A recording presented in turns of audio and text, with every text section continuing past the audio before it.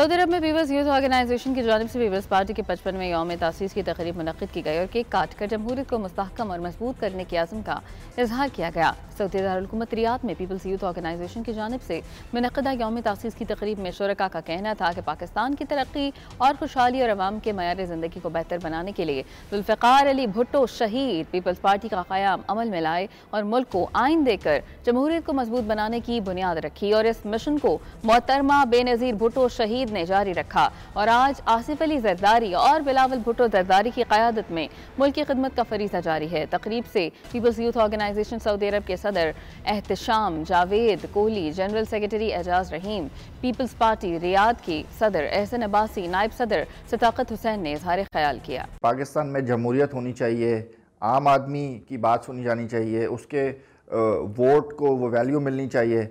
आज Pakistan peoples party का जो नारा है वो इस मुल्क के अवाम तक पहुंच रहा है। बहुत सारा सफ़र तय करना बाकी है।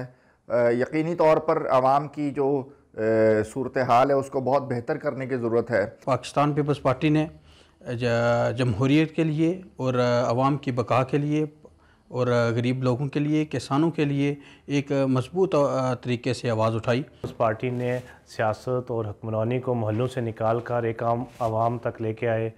इस पे हम शेख जुल्फ़िकार अली भुट्टो और उनके वीएन को सलाम पेश करते हैं।